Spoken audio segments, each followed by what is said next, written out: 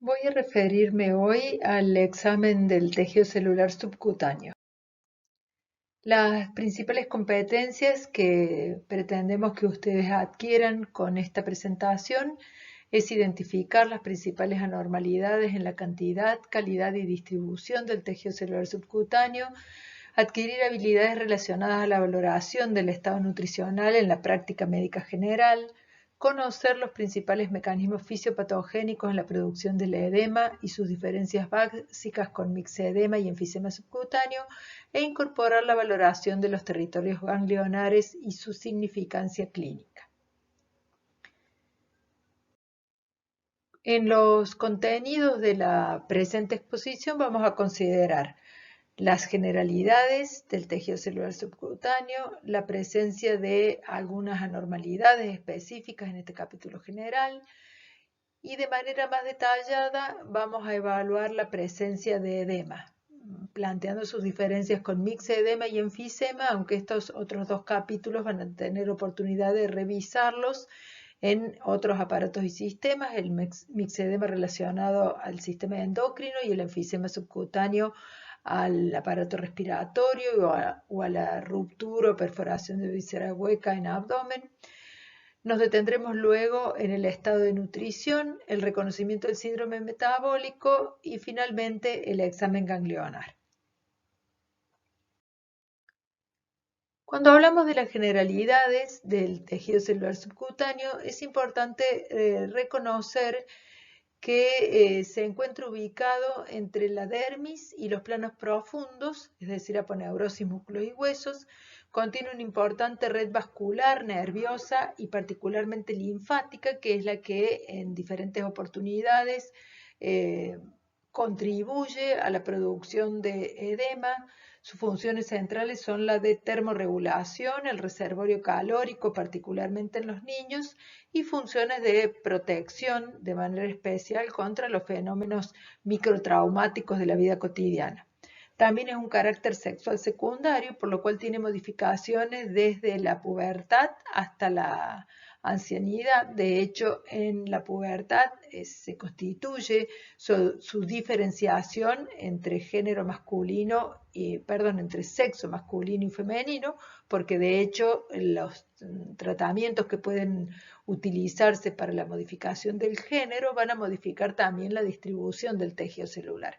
Característicamente en el sexo masculino, el tejido celular subcutáneo da paso a la figura de mayor desarrollo muscular del hombre, esto hablamos en líneas generales, haciendo más evidente las características androgénicas. En cambio, en la mujer suaviza las formas, redondeando fundamentalmente cintura escapular, caderas. Con el paso del tiempo, a medida que se modifican fundamentalmente en la senectud las hormonas femeninas, decaen, hace que exista en el sexo masculino en el sexo femenino una predominancia de la distribución grasa más similar a la del hombre, y su acúmulo se produce en determinadas regiones distintas para cada sexo, ¿sí? En el hombre particularmente, en la senectud, aparece un importante volumen de tejido celular relacionado también al sobrepeso que se acumula en la región abdominal. En la mujer siempre hay una tendencia a la acumulación en la región de, como dije, de cintura escapular y de cintura pelviana particularmente. También se relaciona el tejido celular subcutáneo con el estado de nutrición, por eso no se lo puede evaluar de manera separada, ¿sí? de esta condición de carácter sexual que tiene, y también es importante que es asiento de modificaciones patológicas, como ya mencioné, el mixedema, el edema y el enfisema. En el tejido celular subcutáneo están también albergados los ganglios linfáticos, que resultan accesibles a la palpación en determinadas regiones, y es por eso que también adquiere importancia, porque el compromiso de los ganglios linfáticos puede de alguna manera tener manifestaciones a nivel del tejido celular subcutáneo y a nivel de la piel que recubre el área de ganglios. Aquí podemos ver algunas modificaciones del tejido celular subcutáneo simplemente a modo de ejemplos. En esta primera imagen, característicamente lo que estamos viendo es un fenómeno de celulitis, es decir, una infección bacteriana del tejido celular subcutáneo que se acompaña de importantes modificaciones a nivel de la piel, con rubicundez, aumento de la temperatura, siempre hay algo de edema asociado, por lo cual la infiltración hidroserosa del tejido celular produce un aumento de volumen del área comprometida. Habitualmente existe dolor a la palpación y pueden verse característicamente flictenas, ¿sí? Más pequeñitas, son ampollas más pequeñas o directamente ampollas con una tendencia a la ruptura, como esta que vemos acá, que suelen ser también la puerta de entrada de nuevos procesos infecciosos. En la parte inferior vemos una enfermedad propia, primaria del tejido celular, que se conoce como lipomatosis múltiple y se caracteriza por el desarrollo espontáneo de numerosos lipomas en distinta localización. La enfermedad responde a algunas características genéticas y su tratamiento, no existe un tratamiento definido y la única opción es la resección periódica de estas lesiones lipomatosas que tienen características benignas, pero en su evolución terminan constituyendo una complicación severa para cuestiones estéticas y más aún si el paciente presenta obesidad, suelen también complicar bastante su vida cotidiana, ¿no? El aumento del volumen por la obesidad sumado a estos numerosos nódulos subcutáneos que son lipomas, generan un serio problema estético y funcional. Y sobre el lado izquierdo de la presentación podemos ver las características de la enfermedad de Cushing. La enfermedad de Cushing no es nada más que el aumento de la secreción de corticoides a punto de partida de las glándulas suprarrenales, de la corteza de las glándulas suprarrenales, pero también puede estar asociado el fenómeno de síndrome de Cushing a una condición iatrógena, que es la administración exógena de corticoides para diferentes enfermedades. Característicamente, en esta imagen de la Mayo Clinic podemos observar que el tejido celular subcutáneo en la enfermedad de Cushing o en el síndrome de Cushing, para englobar tanto el primario como el iatrógeno, se localiza fundamentalmente a nivel troncular, o sea, los pacientes presentan una obesidad troncular que se caracteriza por un abdomen prominente, péndulo hacia la región ginecológica, presentan lo que se conoce como jiba dorsal, que es el depósito de lípidos particularmente en esta región. La cara, si la pudiéramos ver de frente a la paciente, observaríamos lo que se conoce como cara de luna llena. El cuello también está ensanchado por el depósito, el aumento del tejido celular subcutáneo y se lo conoce como cuello de búfalo. Contrastan notablemente las extremidades, tanto brazos como piernas, que son delgados en proporción al importante volumen del tronco, es lo que se conoce justamente como obesidad central, porque es el tronco el que presenta esta característica de obesidad, más aún, como les informé, si se compara con brazos y piernas. La imagen también está señalando algunas otras alteraciones, específicamente de la piel, que pueden presentarse en estos pacientes. Una es la fragilidad capilar con la producción de hematomas prácticamente espontáneos o por contusiones mínimas, la hipertricosis, ¿sí? Que suele asociarse al aumento del cabello, que de hecho en la mujer a veces adquiere características de distribución pilosa de tipo masculino, pero particularmente lo que hay es hipertricosis, es decir, el aumento del vello a nivel de la cara, particularmente de los brazos, es decir, en regiones donde la distribución pilosa no es tan intensa. Como les dije, se nota más en el género femenino. Y en la parte inferior vemos otra manifestación dermatológica que se produce justamente por la ruptura de las fibras colágenas, por este aumento de volumen abdominal que se produce de una manera relativamente rápida y son característicamente estas estrías rojo-vinosas. En el Cushing son estrías rojo-vinosas y hay que recordar que simplemente en la obesidad o a veces asociado al desarrollo puberal de algunas personas muy delgadas pueden aparecer en la región mamaria por el brote mamario o en las caderas en la mujer por la modificación, volviendo a este carácter sexual secundario que tiene el tejido celular subcutáneo, pueden aparecer estrías, pero en este caso son siempre de color rosa y en su evolución se vuelven blanco nacaradas, a diferencia del síndrome de Cushing que persisten con este colorido rojizo a pesar de la larga evolución de la lesión. Me voy a referir ahora a lo que es estado de nutrición. El estado de nutrición significa un adecuado balance entre la ingesta, la absorción y la utilización de nutrientes en relación con las necesidades del organismo. Ponemos esto porque las necesidades del organismo pueden variar de acuerdo a diferentes enfermedades o al grado de actividad que el sujeto desarrolla. Por eso, para mantener un adecuado estado de nutrición, hay que considerar la ingesta, cantidad, calidad y el gasto energético que el sujeto presenta. Al estado de nutrición podemos evaluarlo de diferentes maneras.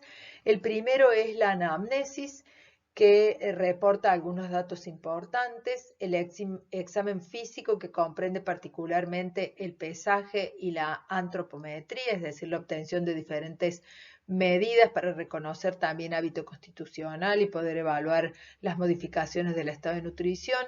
Tiene algunas pruebas de laboratorio que, aunque no son específicas, ofrecen algunas modificaciones que pueden ser orientadoras a la necesidad de corrección puntual de algunos eventos asociados particularmente a la obesidad o a la desnutrición. Y luego vamos a hablar de algunas consideraciones especiales como el síndrome metabólico.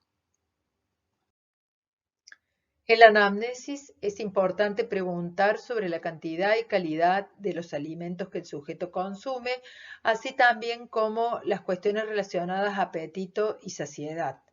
La actividad física, como mencioné, es otra de las situaciones que deben considerarse a la hora de juzgar el estado de nutrición, porque muchos de estos pacientes modifican su estado de nutrición simplemente relacionado a algún padecimiento orgánico. La patología tiroidea particularmente se asocia a modificaciones del peso corporal en más o en menos según exista hipo o hipertiroidismo. También estas modificaciones pueden estar asociadas a estados consuntivos muy catabólicos, por ejemplo, las enfermedades crónicas, infecciosas, las neoplasias, que pueden asociarse a pérdida de peso. Por otra parte, el sedentarismo, relacionando ya con la actividad física, también puede modificar las condiciones del sujeto. Considerar también el mismo síndrome de Cushing que ya mencioné como uno de los determinantes del estado de nutrición y su contrapartida, el síndrome de Addison, es decir, la carencia de secreción de cortisol, puede asociarse también a desnutrición en este caso. La inspección general es el primer método que nos permite tener alguna idea del estado nutricional de los sujetos. Para ello consideraremos lo que son sujetos magros y sujetos grasos. Esto va a depender, lógicamente, de las características del panículo adiposo, la cantidad, su distribución y del biotipo constitucional. Cuando hablamos justamente de biotipo constitucional, vamos a reconocer tres tipos centrales, el que se conoce como mesomorfo o normolíneo, que son los sujetos característicamente atléticos, que tienen un desarrollo corporal armónico. Algunas medidas antropométricas que ya mencionaremos ayudan a evaluar este tipo de justamente constitucional. El ectomorfo longilíneo en general es el sujeto donde predomina el menor desarrollo de los huesos, es decir, son huesos largos, pero huesos de menor diámetro, un ángulo de Sharpe que habitualmente es agudo, la envergadura, es decir, el largo de los brazos es superior a la altura, y finalmente el hábito endomorfo o brevilíneo o pícnico, que se caracteriza justamente por estas condiciones de menor desarrollo de la talla, huesos habitualmente cortos pero más robustos. La antropometría nutricional, que es algo de lo que empecé a adelantar, van a ser esta serie de medidas que vamos a aplicar para evaluar los distintos segmentos corporales, la medición del pliegue del tejido celular subcutáneo, también el control del peso y finalmente el examen físico de la valoración del estado nutricional. Comprende el examen regional específico de boca, tegumentos y faneras y particularmente el sistema nervioso. En boca y tegumentos y faneras uno puede identificar algunas alteraciones muy específicas relacionadas al déficit de determinados nutrientes. Hoy este dato cobra mucha importancia por la realización frecuente de la cirugía bariátrica.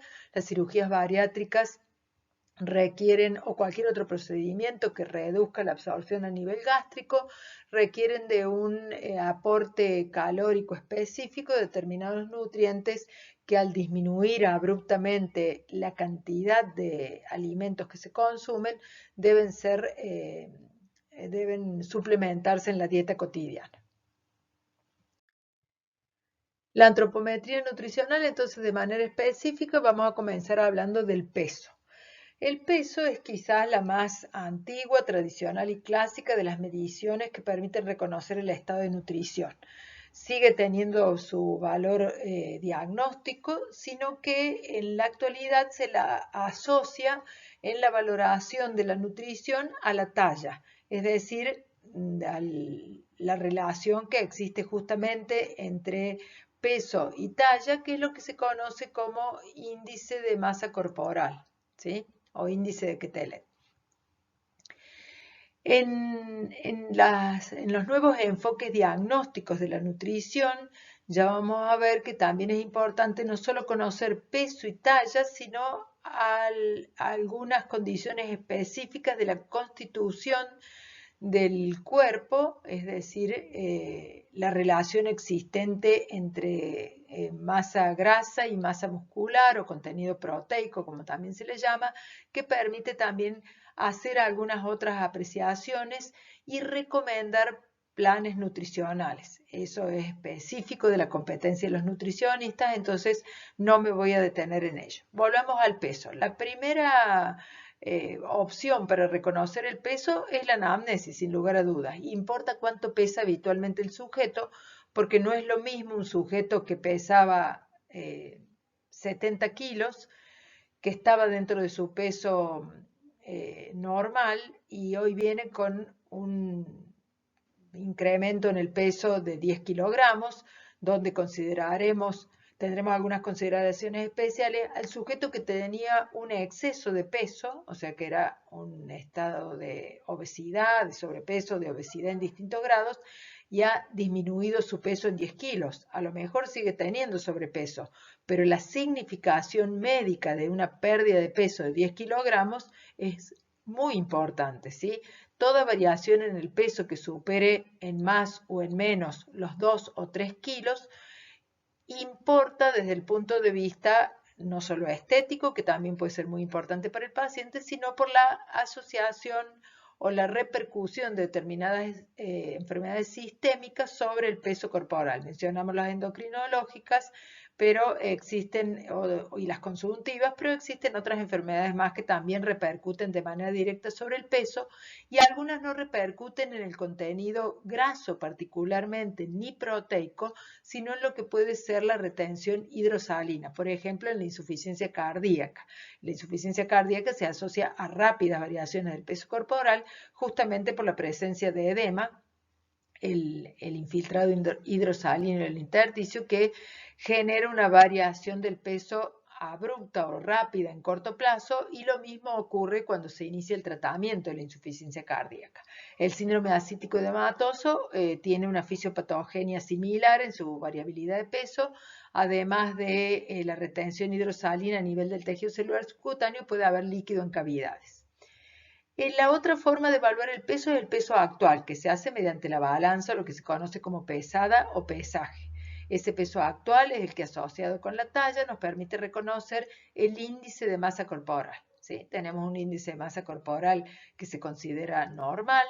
Para que lo recuerden de manera genérica, está entre 19 y 24, es decir, 19,5 y 24,5. Pueden recordar 20 a 25, como para que les sea sencillo. Estos sujetos están dentro de su peso corporal normal por los índices, ¿no? Que este sería el peso teórico. Y es el que actualmente utilizamos para el seguimiento y diagnóstico de los pacientes.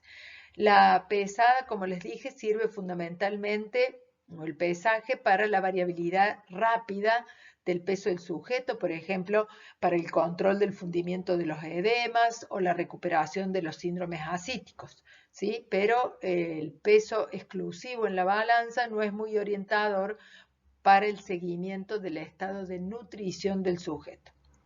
Otra forma de relacionar peso y talla que se utiliza mucho en los niños son las curvas de peso y talla o percentilos, que permiten reconocer el adecuado crecimiento del niño en estatura y en peso corporal.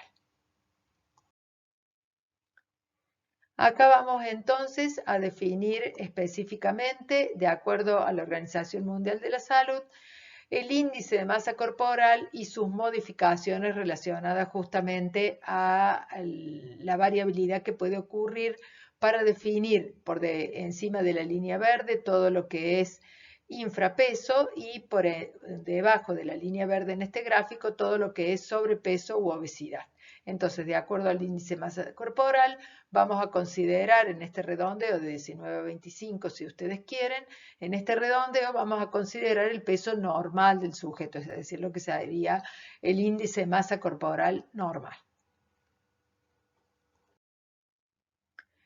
Continuando con la antropometría nutricional, es importante identificar la valoración de la grasa corporal. Esta se hace fundamentalmente a través de la medición de los pliegues. Los pliegues se miden habitualmente mediante lipocalibradores, que son un instrumento que a modo de pinza en un extremo toma un pliegue del tejido celular subcutáneo y en el extremo de las ramas desde donde se realiza la presión aparece justamente una escala que permite medir en milímetros el grosor del pliegue. El más utilizado es a nivel tricipital con 12,5 para el género masculino, que dijimos que el contenido graso de los hombres era menor porque justamente tenía esta función de dar resalto a la estructura muscular. En el sexo masculino, y en el femenino es un poco mayor porque ejerce una función de, como carácter sexual secundario, de suavizar las formas óseas o musculares. Esto dependerá también del grado de entrenamiento y de múltiples condiciones que pueden modificar esta característica. Es en líneas generales, ¿sí? Y después podremos valorar también la reserva proteica con las mediciones de circunferencias del brazo de 23 centímetros en los varones y 22 centímetros en la mujer. La medición se realiza justamente en la parte media del brazo a la altura donde la prominencia del bíceps es mayor. Y esa es la forma de reconocer la reserva proteica. Sin embargo, estas dos mediciones que resultan de utilidad y pueden ser las únicas accesibles han sido reemplazadas por procedimientos de mayor tecnología como las balanzas de impedancia que calculan de manera directa el contenido magro o el contenido calórico del sujeto de manera simultánea con el registro del peso corporal. Acá tenemos entonces, para finalizar lo que es evaluación nutricional específica, algunas condiciones asociadas al examen regional, como pueden ser datos de este examen que permiten reconocer la carencia de determinados nutrientes, por ejemplo, a nivel de piel y faneras, la descamación, la diátesis, hemorrágica, la palidez, podrán orientar a diferentes anomalías. Por ejemplo, es bien característico la presencia de diátesis diátesis hemorrágicas con la ausencia de la vitamina o la carencia de la vitamina C y K. También con la hipoproteinemia en general, la palidez estará relacionada a la anemia. A nivel de ojos, los trastornos de la visión, particularmente nocturnos, pueden reconocer el déficit severo de vitamina A, las lesiones de la boca, particularmente cheilitis, es decir, las lesiones en el pliegue de los labios, la presencia de fisuras. Distintas anomalías pueden orientar característicamente a déficit específicos vitamínicos de manera particular o en algunas condiciones el defecto de los niveles de calcio se pueden asociar a tetania, a algunos defectos de vitamina B12, a alteración de la sensibilidad profunda. El déficit severo de tiamina puede provocar alteraciones del sensorio similares a la demencia y así tenemos una serie de ejemplos. El yodo, sin lugar a dudas, relacionado al bocio endémico, ha sido uno de los más característicos hasta que la sal se suplementó con yodo justamente. ¿Qué tenemos del laboratorio para evaluar el estado de nutrición? Bueno, la evaluación del estado de nutrición a través del laboratorio, como les mencioné al principio, son pruebas fáciles de realizar e interpretar con una adecuada relación costo-efectividad, pero no son específicas. Podremos tener una idea de las condiciones de la valoración de la masa musculoesquelética, particularmente masa muscular, a través de la creatinina en orina de 24 horas, pero la creatinina está determinada de manera central por la función renal. Algunas otras condiciones, como la práctica de ejercicio en el día anterior a la recolección de la muestra, puede modificar estas condiciones, por lo que puede no resultar de utilidad. Si el sujeto ha tenido traumatismos, también puede elevarse relacionada justamente a esta condición que expresa justamente el estado muscular. La valoración proteica visceral, por su parte, podremos juzgarla con los niveles de albúmina plasmática o de la transferrina, que es la proteína transportadora del hierro. Recordar entonces que estas pruebas, aunque son fáciles, no son específicas y deberán ser juzgadas en el paciente particular con relación a otras condiciones que puedan haber modificado, ya sea fisiológicas o patológicas, estos marcadores de laboratorio orientadores solamente al estado de nutrición. Continuando con el estado nutricional, podemos mencionar que dos son las variables específicas en el estado de nutrición de los sujetos. Por un lado, lo que sea la disminución del índice de masa corporal, conocido como desnutrición, que tendrá una calificación en grados según su severidad, y por el otro, el sobrepeso u obesidad, que dependerá también de la magnitud en que se encuentre aumentado el índice de masa corporal para esta clasificación.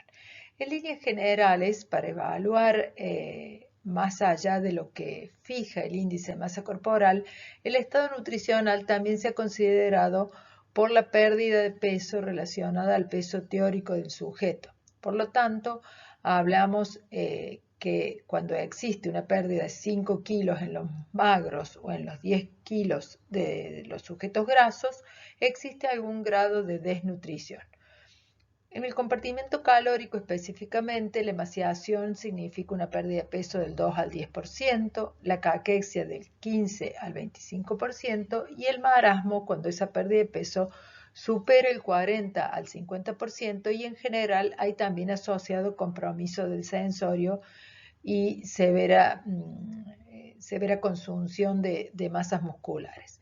La desnutrición proteica, cuando solamente el déficit se debe a la ingesta de proteínas de manera notable, que es lo que suele estar asociado a algunas condiciones de pobreza o malnutrición extrema, se produce lo que se conoce como kwashiorkor, que hay una rápida pero progresiva alteración del estado nutricional, aunque muchas veces la antropometría nutricional se encuentra conservada. Sin embargo, puede haber por hipoproteinemia severa la presencia de líquido en cavidades, particularmente ascitis.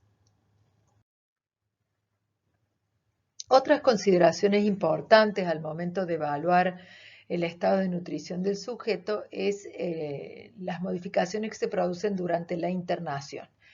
Es importante que estas modificaciones de peso, particularmente la pérdida de peso durante la internación, pueden estar relacionadas justamente a falta de atención por parte de nosotros mismos, que somos los responsables del cuidado del paciente. Por ejemplo, no suele haber registro de peso y talla al ingreso o en la consulta inicial de los pacientes. La supresión frecuente de alimentos para la realización de estudios también contribuye a esta condición. Muchas veces falta un control de la ingesta real del sujeto y la contemplación de sus necesidades y preferencias. Hay un adecuado soporte nutricional cuando estas condiciones aparecen, por ejemplo, la supresión de comidas para la realización de estudios. Puede haber pérdidas extras asociadas a la enfermedad o el tratamiento que no siempre son evaluadas cuidadosamente y muchos fármacos también interfieren por sus efectos secundarios en el proceso de nutrición. Por eso es importante enfocar desde el punto de vista multidisciplinar la nutrición de los pacientes, especialmente en los pacientes que están internados, pero importa no olvidar esta situación que puede complicar el curso evolutivo de las enfermedades al momento de que el paciente se encuentra externalizado o simplemente es un paciente ambulatorio. El otro extremo de la modificación del estado nutricional es justamente la obesidad. Más allá de los índices de masa corporal, cuando existe un incremento del 5% del peso teórico, hablamos de sobrepeso u obesidad. Recordemos que el índice de masa corporal clasifica y califica de manera mucho más exacta a los sujetos, pero es importante tomar en cuenta algunas consideraciones asociadas. Por ejemplo, dentro de las medidas nutricionales de la antropometría, el perímetro abdominal tiene una importancia central como predictor de desarrollo de obesidad y de enfermedades cardiovasculares y es uno de los componentes, como ya mencionaré, del síndrome metabólico. El perímetro abdominal, medido justamente a nivel del ombligo, en la parte media, lo que es la cintura, no debe superar los 88 centímetros en la mujer ni los 94 en el varón, independientemente del peso de estos sujetos.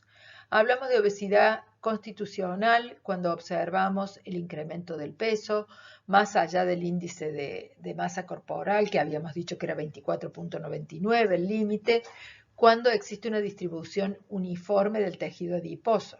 La puberal se asocia en el varón en la distribución feminoide, asociado a algunos síndromes endocrinos.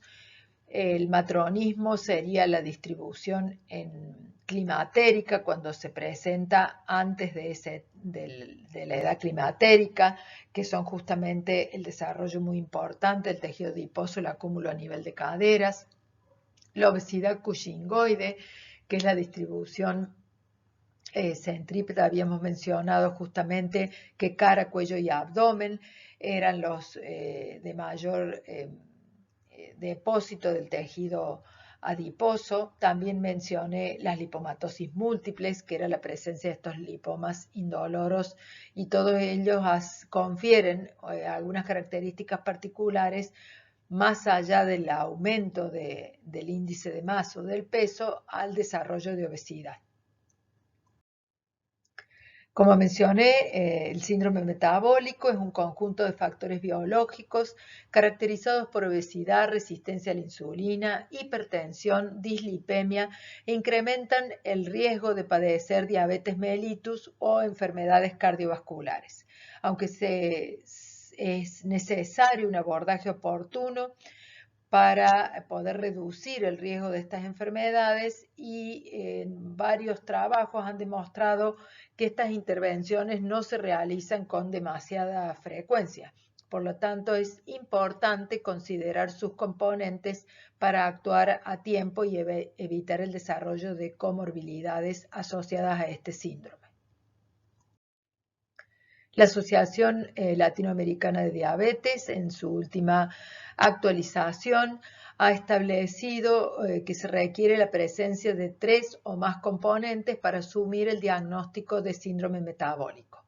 Uno es la obesidad central, que puede reconocerse por la presencia del diámetro abdominal o por el índice de masa corporal mayor a 30 kilogramos por metro cuadrado, la dislipemia por el aumento de los triglicéridos o el descenso del HDL colesterol, que son marcadores justamente de esta condición. El HDL colesterol viene siendo las proteínas de alta densidad, es decir, las que ejercen un factor de protección sobre el desarrollo de estas enfermedades, la hipertensión arterial con valores que superen los 130-85 milímetros de mercurio de sistólica y diastólica respectivamente o tratamiento antihipertensivo, y las glucemias que superen los 100 miligramos por decilitro en ayunas o el tratamiento para la diabetes mellitus.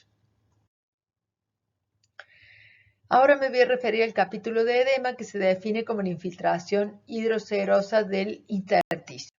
Lo primero que tenemos que recordar es la fisiología del capilar, considerando fuerzas que impulsan el líquido al espacio intersticial y fuerzas que retienen el líquido en el espacio intravascular. Dentro de estas fuerzas que impulsan o retienen líquido, podemos considerar que existe una contraposición entre la presión hidrostática del capilar y la presión hidrostática del intersticio y la presión coloido-osmótica del capilar y la presión coloido-osmótica del intersticio. Cuando hablamos de presión media del capilar, hablamos de 17.3 milímetros de mercurio, con una presión oncótica de 8 milímetros de mercurio, dentro de las presiones que tienden a expulsar líquido del capilar, y existe una presión tisular negativa del espacio de aproximadamente 3 milímetros de mercurio. La principal fuerza que retiene líquido dentro del capilar es la presión oncótica, que se corresponde con 28 milímetros de mercurio. Si hacemos la suma de las presiones que tienden a sacar líquido del capilar, vemos que existe un gradiente de diferencia entre las que retienen y sacan de 0.3 milímetros de mercurio. Esto es lo que se conoce como gradiente linfático y es el volumen que va a drenar permanentemente los linfáticos del espacio intersticial para evitar la producción justamente de edema. El edema puede producirse por alteraciones a diferentes niveles y este particularmente sería por alteración del drenaje linfático. Ya los vamos a ver en detalle en las siguientes imágenes. La fisiopatogenia, entonces, podemos hablar de un aumento de la presión hidrostática a nivel capilar, de una disminución de la presión coloideo-osmótica del plasma, que dijimos que era el principal elemento que retenía líquido dentro del capilar, un aumento de la permeabilidad capilar o la presencia de obstrucción linfática. Se produce aumento de la presión hidrostática fundamentalmente por dos mecanismos: el aumento de la presión venosa, como ocurre en la insuficiencia cardíaca, la obstrucción venosa periférica, la parálisis muscular o la inmovilidad prolongada, por ejemplo, en el estado de coma. Existe en cambio una disminución de la resistencia arteriolar, que es el segundo mecanismo, por calor excesivo, por parálisis del simpático y por la utilización de agentes vasodilatadores. Particularmente el amlodipino, un fármaco hipertensivo, se asocia a la frecuencia de un edema persistente que puede llegar a veces incluso a necesitar la retirada del fármaco por este mecanismo. La disminución de la presión coloidosmótica se produce en distintas circunstancias, de las cuales el ejemplo más característico es el síndrome nefrótico, que se asocia a edema generalizado, como veremos en el capítulo de nefrología. También las pérdidas cutáneas por extensas quemaduras o abrasiones extensas pueden provocar una disminución de la presión coloidosmótica por el permanente drenaje de proteínas a través de estas lesiones. La disminución en la síntesis, la ingesta o la absorción pueden estar asociadas a enfermedad hepática, desnutrición severa, como mencionamos en el caso del kwashiorkor, o la mala absorción intestinal. El aumento de la permeabilidad capilar puede reconocer mecanismos alérgicos, particularmente el ejemplo es la urticaria, procesos infecciosos como la celulitis que dañen directamente el capilar y aumenten la permeabilidad, o por fenómenos tóxicos o traumáticos.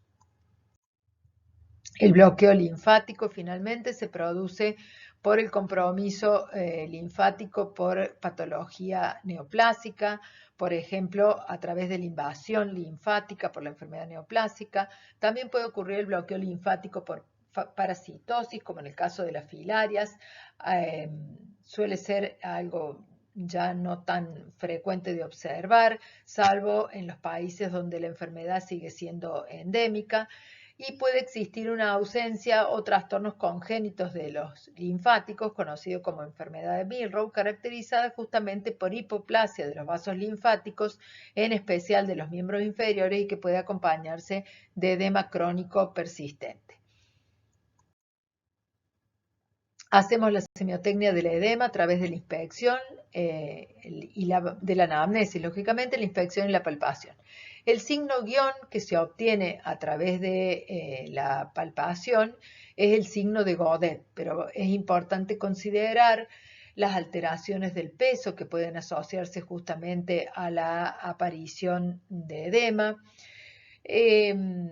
Y también el signo de Godet puede ser evidente no solo al buscarlo a través de la maniobra, sino al observar la marca que deja la media o el zapato que comprime el área que está edematizada, o a veces los anillos en las manos, por ejemplo en el caso de los edemas que se inician por los tejidos laxos. También es importante evaluar la distribución y el ritmo de aparición, es decir, si el edema es gravitacional o no, hacia las zonas de declive sería gravitacional o no.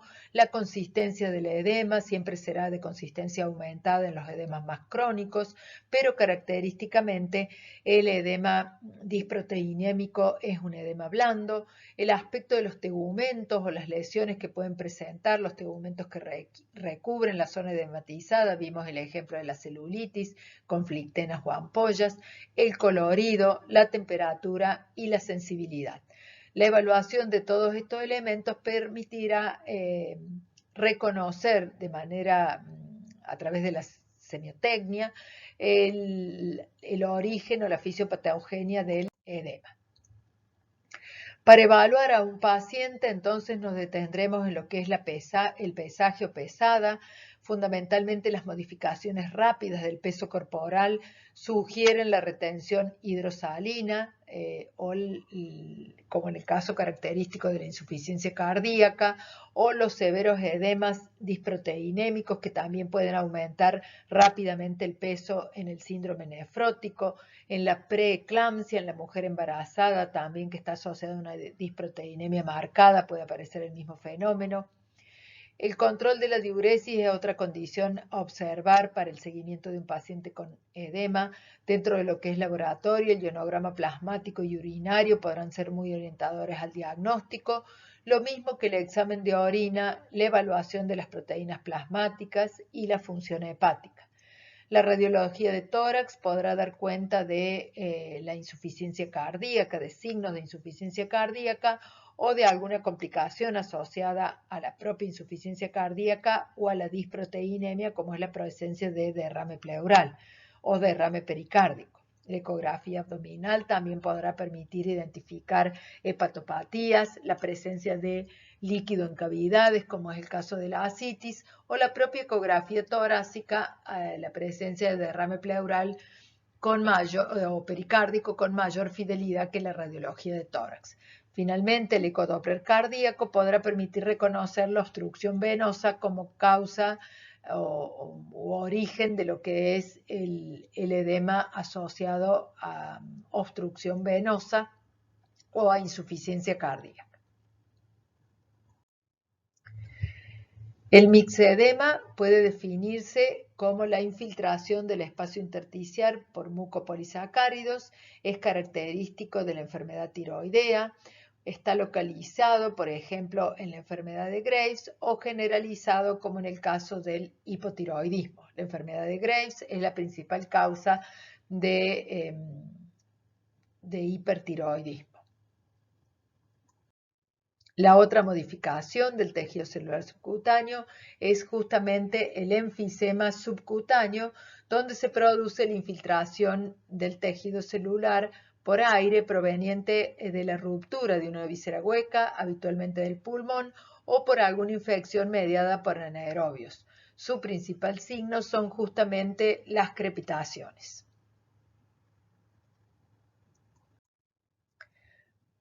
Por último, el examen ganglionar es uno de los métodos que se utilizan para reconocer la presencia del aumento de tamaño de los ganglios linfáticos o las modificaciones en sus características en los territorios linfáticos que son accesibles a la palpación. Estos territorios linfáticos accesibles a la palpación son justamente las regiones de cabeza y cuello que van a tener oportunidad de revisar en la actividad práctica, a nivel del hueco axilar relacionado con patología torácica o particularmente patología mamaria. Cuando hablamos de patología mamaria, hablamos del drenaje axilar e infraclavicular, el paquete linfático ganglionar a nivel inguinal y los ganglios epitrocleares a nivel de la extremidad superior. Estos grupos ganglionares resultan accesibles a la palpación. Los ganglios de cabeza y cuello y los ganglios inguinales pueden palparse en condiciones de normalidad con un tamaño que no debe superar el centímetro para los ganglios de cabeza y cuello y no debe superar los 2 centímetros para los ganglios inguinales. Pero también será importante no solo considerar la topografía y el tamaño, sino la consistencia, la sensibilidad y el grado de movilidad y adherencia que presenten. Los ganglios normales son móviles, no son dolorosos a la palpación y su consistencia es renitente o elástica, algo menor a la consistencia del músculo semicontraído. Como cierre, recordar la diferencia entre las adenomegalias que sugieren origen infeccioso o inflamatorio y las adenomegalias neoplásicas.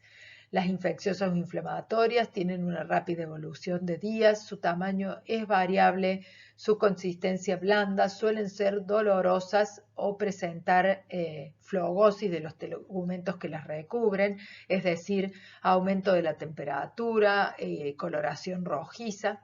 Y por su parte, las adenomegalias neoplásicas en general tienen una evolución subaguda de meses a años. El tamaño suele ser variable, la consistencia pétrea, indolora generalmente, aunque en el linfoma pueden presentar dolor en algunas condiciones especiales, por ejemplo con la ingesta de alcohol, suelen estar adheridas a planos superficiales y o profundos y ofrecen una retracción importante de la piel que las recubre. El diagnóstico diferencial se plantea justamente con algunas infecciones crónicas como la tuberculosis y la filariasis que suelen ofrecer adenomegalias que plantean el diagnóstico diferencial con enfermedades neoplásicas. Muchas gracias por su atención y en la actividad teórica de nuestro encuentro debatiremos justamente las características relacionadas a los diferentes mecanismos de acción del edema. Nada más.